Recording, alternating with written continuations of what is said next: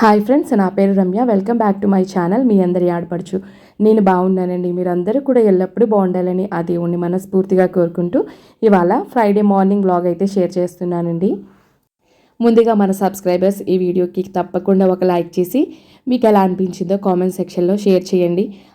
అలాగే కొత్త వాళ్ళు ఇప్పుడే మన ఛానల్ని విజిట్ చేసి మన వీడియోస్ చూస్తూ ఉంటే మీకు కనుక నచ్చితే తప్పకుండా ఈ వీడియోకి ఒక్క లైక్ చేసి మీ అందరి ఆడపడుచు యూట్యూబ్ ఛానల్ని సబ్స్క్రైబ్ చేసుకోవడం మాత్రం మర్చిపోకండి. మీరు ఇచ్చే ఒక్క లైక్ నాకు చాలా సపోర్ట్గా ఉంటుంది. అలాగే మరిన్ని మంచి మంచి వీడియోస్ చేయడానికి నాకు ఇంకా మంచి మోటివేషన్గా కూడా ఉంటుంది. ఇక ఇవాల్టి వీడియోలో అయితే అమ్మవారికి నైవేద్యం పెట్టడానికి అని చెప్పేసి చక్కెర పొంగల్ తయారు చేశానండి. ఇంకా దీంతో పాటుగా ఫ్రైడే కదా, ఇంకా ఉదయాన్నే బిజీగా ఉంటుంది కదండి, పూజ హడావిడి ఉంటుంది కాబట్టి సింపుల్గా రాగి ఉప్మా అయితే చేశానండి. టేస్ట్ అయితే చాలా చాలా బాగా వచ్చింది. ఈ రెసిపీస్ రెండు కూడా ఈ వీడియోలో షేర్ చేస్తున్నాను. వీడియోని ఫస్ట్ నుంచి లాస్ట్ వరకు ఇక్కడ స్కిప్ చేయకుండా చూడండి. అలాగే ఇంకా ఉగాది వస్తుంది కదండి. ఉగాది ముందు రోజు అమావాస్యకి కొత్త అమావాస్య అని మా ఊర్లో నూకాలమ్మ తల్లి పండుగ చేస్తారండి. కొత్త అమావాస్య ఇంకా 3 రోజులు ఉంది అనగా అప్పటి నుంచే హడావిడి అయితే స్టార్ట్ అవుతుందండి. ఇదిగోండి ఇక్కడ అమ్మవారి పండుగ గురించి చాటింపు వేస్తున్నారు.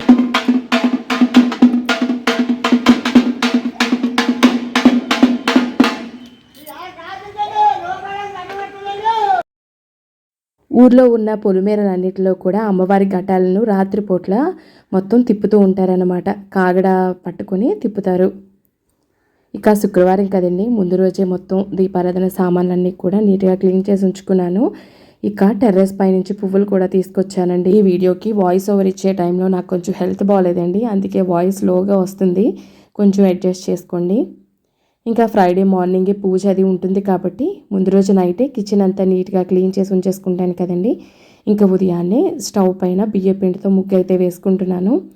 ఇంకా వేళ అమ్మవారికి నైవేద్యంగా చక్కెర పొంగల్ తయారు చేస్తున్నానండి. కుక్కర్లో అయితే ఈజీగా అయిపోతుందని చెప్పేసి కుక్కర్లో తయారు చేస్తున్నాను అనమాట. పెసరపప్పు బియ్యం కూడా చక్కెర పొంగల్కి ఎప్పుడు ఈక్వల్ క్వాంటిటీస్లోనే తీసుకోవాలండి. ముందు ఇక్కడ చూపిస్తున్న కప్పుతో అరకప్పు పెసరపప్పు వేసుకున్నాను. పప్పుని లో ఫ్లేమ్లో ఎర్రగా వచ్చేంత వరకు ఫ్రై చేసుకుంటున్నాను. తర్వాత అదే కప్పుతో అరకప్పు బియ్యం కూడా వేసుకుని అవి కూడా ఒక 2 నిమిషాలు ఫ్రై చేసుకున్నానండి. ఇలా ఫ్రై చేసుకోవడం వల్ల చక్కెర పొంగలి ముద్ద అయిపోకుండా కరెక్ట్ కన్సిస్టెన్సీలో ఉంటుందండి. వాటిని శుభ్రంగా కడిగి పప్పు బియ్యం తీసుకున్న గిన్నెతోనే 2 గిన్నెల నీళ్లు పోసి కుక్కర్ మూత పెట్టి హై ఫ్లేమ్ మీద 2 విజిల్స్ వచ్చేంత వరకు ఉడికిస్తున్నాను. ఇక తర్వాత పక్కనైతే అదే గిన్నెతో ఒక గిన్నె పంచదార తీసుకొని అరగిన్నె నీళ్లు వేసుకొని ఇదిగోండి పాకం తయారు చేసుకుంటున్నాను. పంచదార కరిగిన తర్వాత తీగ పాకం కంటే ముందే స్టవ్ ఆపేసుకోవాలండి. మీరు ఇంకా స్వీట్ ఎక్కువ తినేవాళ్ళైతే ఇందులోనే ఇంకొక పావు కప్పు పంచదార కానీ బెల్లం కానీ వేసుకుని పాకం తయారు చేసుకోవచ్చు. కుక్కర్ని హై ఫ్లేమ్ మీద ఉంచి 2 విజిల్స్ వచ్చేంత వరకు ఉంచానండి. ప్రెజర్ అంతా పోయిన తర్వాత చూస్తే రైస్ చక్కగా ఉడికిపోయి ఉంటుంది అనమాట. ఇప్పుడు ఇందులోకి పాకం వేసేసుకోవాలి. పాకం వేసుకున్న తర్వాత అన్నం మొత్తాన్ని కూడా ఈ పాకంలో చక్కగా మీడియం ఫ్లేమ్ మీద ఒక 5 నిమిషాలు ఉడికించుకోవాలండి. అప్పుడే స్వీట్ అంతా ఈ రైస్కి పడుతుంది. పరమాన్నమే కాదండి, అప్పుడప్పుడు ఇలా చక్కెర పొంగలి కూడా చేస్తూ ఉంటాను. ఇక చూడండి, రైస్ అయితే చక్కగా పాకంలో ఉడికిపోయింది. పక్కన డ్రై ఫ్రూట్స్ ఫ్రై చేసుకుందామని ఒక గిన్నెలో 3 టేబుల్ స్పూన్ల వరకు నెయ్యి వేసుకున్నానండి. దీంతో పాటుగానే చక్కెర పొంగల్లో కూడా నెయ్యి వేసుకోవాలి. చక్కెర పొంగల్లో నెయ్యి ఎంత వేసుకుంటే అంత కమ్మగా ఉంటుందన్నమాట. నెయ్యి వేసుకున్న తర్వాత 2 యాలకులు దంచి వేసుకున్నానండి. అలాగే చిన్న పచ్చకర్పూరం కూడా ఇలా నలిపి వేసుకుంటున్నాను. చక్కెర పొంగల్లో ఎప్పుడు కూడా పచ్చకర్పూరం కంపల్సరీ వేసుకోవాలండి. మరి ఎక్కువ వేయకండి, చేదుగా ఉంటుంది, కొంచెం మాత్రమే వేసుకోవాలి.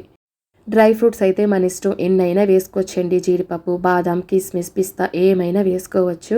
కాకపోతే ఎండు కొబ్బరి ముక్కలు మాత్రం కంపల్సరీ ఉండేటట్లు చూసుకోవాలి. చక్కెర పొంగల్లో ఈ కొబ్బరి ముక్కల టేస్ట్ చాలా బాగుంటుందండి. డ్రై ఫ్రూట్స్ అన్నిటినీ కూడా నేతిలో ఇలా ఎర్రగా వేపుకొని చక్కెర పొంగల్లో వేసేసుకోవటమే. డ్రై ఫ్రూట్స్ వేసుకున్న తర్వాత ఒకసారి కలుపుకుంటే చక్కెర పొంగల్ రెడీ అయిపోయినట్లేనండి. ఇక్కడ 1 కప్పు షుగర్తో పాకం ప్రిపేర్ చేసుకున్నాను చూడండి. అదే ప్లేస్లో అరకప్పు పంచదార, అరకప్పు బెల్లం కూడా తీసుకోవచ్చు అన్నమాట.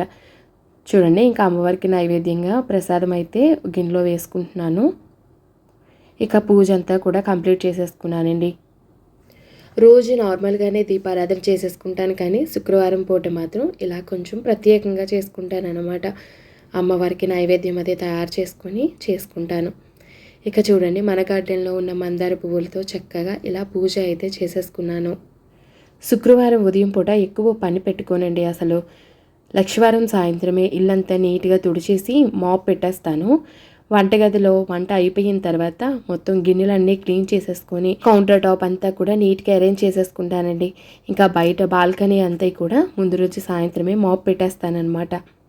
ఇంకా శుక్రవారం ఉదయం లేవగానే ఇల్లంతా ఒకసారి చిమ్ముకొని నేను ఫ్రెష్ అప్ అయిపోయి ఇంకా పూజ గదిలో పూజ అయితే స్టార్ట్ చేసుకుంటానండి.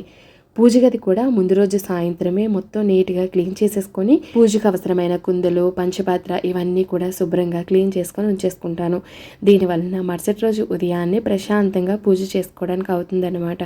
ఇంకా చూడండి తులసమ్మ దగ్గర కూడా బియ్య పిండితో ముగ్గు వేసుకొని దీపారాధన అయితే చేసేసుకున్నాను. ఉదయాన్నే లేచి ఇంకా ఇంటి ముందు అయితే ముగ్గు వేస్తాను కదండి, ఆ వేళ సింపుల్గా ఇలాగా ముగ్గు వేసుకున్నాను అనమాట. ఇక ఈ సమ్మర్ సీజన్లో తలలో స్వెట్ ఎక్కువ పడుతూ ఉంటుంది కదండి.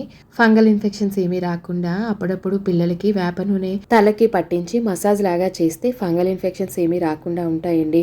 అంటే తలలో చుండ్రు అది పేరుకుపోకుండా ఉంటుంది అనమాట. అందుకని ఇదిగోండి వేపాకు తెప్పించి అన్నీ దూసేసి ఉంచాను. కాకపోతే ఆ వేళ ప్రిపేర్ చేయలేదండి. ఇంకా తర్వాత తయారు చేద్దామని ఆకుల్ని ఫ్రిడ్జ్లో పెట్టేశాను. ఇంకా పూజ కంప్లీట్ అయ్యేసరికి కొంచెం లేట్ అవుతుంది కదండి, ఫ్రైడే అంటే అంతే. ఇంక ఇప్పుడు కూడా ఆ వేళ సింపుల్గా అయిపోయే బ్రేక్ఫాస్ట్ ఏదైనా చూసుకొని ప్రిపేర్ చేసేస్తానమాట. ఇంకా ఆ వేళ రాగి పిండి వేసి ఉప్మా చేస్తున్నానండి. మూకుడులో ముందు ఆయిల్ అయితే వేసుకున్నాను, తర్వాత పోపు దినుసులన్నీ వేసుకుంటున్నాను. నార్మల్గా మనం కరాచీరా ఉప్మా చేసుకుంటాం చూడండి, అందులో అయితే నేను జీలకర్ర వేయను, కానీ ఇందులో ఆవాలు జీలకర్ర పచ్చిశనగపప్పు ఇదిగోండి పల్లీలు కూడా వేసి ఇలా ఎర్రగా వచ్చేంత వరకు ఫ్రై చేసుకున్నాను. వేసిన పోపు దినుసులు చక్కగా వేగిపోయిన తర్వాత ఇదిగోండి ఒక ఉల్లిపాయ ఇలా పొడుగ్గా కట్ చేసుకున్నాను. అలాగే కారానికి తగ్గ పచ్చిమిర్చి, కొన్ని అల్లం ముక్కలు చిన్న చిన్నగా కట్ చేసి వేసుకున్నానండి. దాంతోపాటుగా కరివేపాకు వేసేసి ఇందులోనే కాస్త ఉప్పు కూడా వేసేసి ఫ్రై చేసుకుంటే ఉల్లిపాయలు త్వరగా వేగిపోతాయి. ఈ ఉప్మాలోకి ఉల్లిపాయలు కొంచెం ఎర్రగా వచ్చేంత వరకు ఫ్రై అయితే బాగుంటుందండి. ఇంకా నేను ఇక్కడ ఒక గ్లాసు బొంబాయి రవ్వ తీసుకుంటున్నాను. దాంతోపాటుగా 3/4 గ్లాసు రాగి పిండి తీసుకుంటాను అనమాట. దానికి కొలతగా ఇక్కడ 4 గ్లాసుల నీళ్ళు ఒక గిన్నెలో వేసుకొని ముందే ఎసరు పెట్టేశానండి. ఇదిగోండి ఉల్లిపాయలు ఎర్రగా వేగిపోయిన తర్వాత ఒక గ్లాసు నిండుగా బొంబాయి రవ్వ అయితే వేసుకొని ఇలా ఫ్రై చేసుకుంటున్నాను. రవ్వ సగం వేగిన తర్వాత అప్పుడు రాగి పిండి వేసి ఫ్రై చేసుకోవాలండి. ఇదిగోండి బొంబాయి రవ్వ వేసి హై ఫ్లేమ్లో ఒక 2 నిమిషాలు రవ్వను ఫ్రై చేస్తున్నాను. హై ఫ్లేమ్లో దగ్గరుండి ఫ్రై చేసామనుకోండి 2 నిమిషాలు రవ్వ చక్కగా వేగిపోతుంది. ఇదిగోండి రవ్వ ఇలాగా సగం ఫ్రై అయిన తర్వాత ఏదైతే గ్లాస్తో రవ్వ తీసుకున్నానో అదే గ్లాస్తో 3/4 గ్లాసు రాగి పిండి వేసుకున్నాను. ఇప్పుడు ఈ రెండింటిని కూడా హై ఫ్లేమ్లో ఒక 2 నిమిషాలు ఫ్రై చేసుకుంటే చక్కగా ఫ్రై అయిపోతాయండి. మాడకుండా చక్కగా ఇలా ఫ్రై చేసుకోవాలన్నమాట. ఉల్లిపాయ వేయకుండా ఈ రవ్వ రాగి పిండి వేసేసి ఇలా ఫ్రై చేసుకున్నది చల్లారిన తర్వాత ఒక గ్లాస్ జార్లో స్టోర్ చేసుకుంటే ఉప్మా ప్రీమిక్స్ రెడీ అయిపోయినట్లేనండి.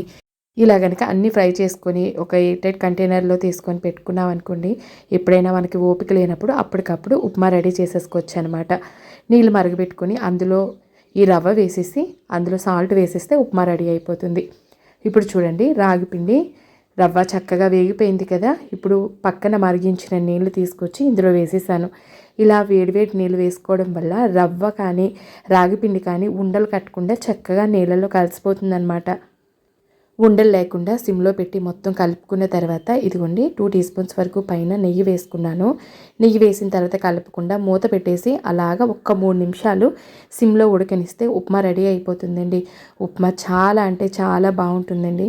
తర్వాత మూత తీసి ఒకసారి మొత్తం కలుపుకుంటే ఉప్మా చక్కగా రెడీ అయిపోతుంది. మా పిల్లలిద్దరూ కూడా ఉప్మా అంటే అస్సలు ఇంట్రెస్ట్గా తినరండి. వాళ్ళకి కొంచెం అట్రాక్టివ్గా ఉండాలని చెప్పేసి అరిటాకు తీసుకొచ్చి అరిటాకులో వేసేసి పెట్టానన్నమాట. పైన కొంచెం పంచదార జల్లుకొని తిన్నారు. వేడివేడిగా తింటే చాలా బాగుంటుంది. శుక్రవారం పూట ఇడ్లీ పని పెట్టుకున్నా దోశల పని పెట్టుకున్నా త్వరగా అవ్వదండి. ఎందుకంటే పూజ చేసుకోవాలి కదా, అందుకని చెప్పేసి ఇలాగా ఉప్మా ఏదైనా ప్రిపేర్ చేసేస్తాను. ఇదే కాదండి, సేమియా ఉప్మా, బియ్యం రవ్వ ఉప్మా, ఇలా ఉప్మాలు ఏదైనా చేసేస్తానమాట. రోజు దోశలు చపాతీలు చేసి పెట్టినా ఏమీ అనరు, కానీ ఒక్కరోజు ఉప్మా చేసి పెడితే మాత్రం అమ్మ రోజు ఉప్మాయే చేసి పెడుతున్నావేంటి అని అడుగుతారండి.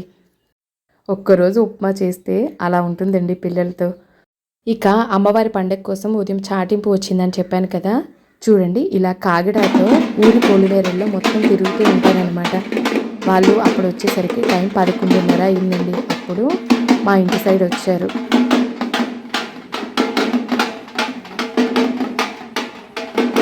ఓకేనండి, నెక్స్ట్ మరొక మంచి వ్లాగ్లో మళ్ళీ కలుద్దాం. అంతవరకు bye bye. Thanks for watching.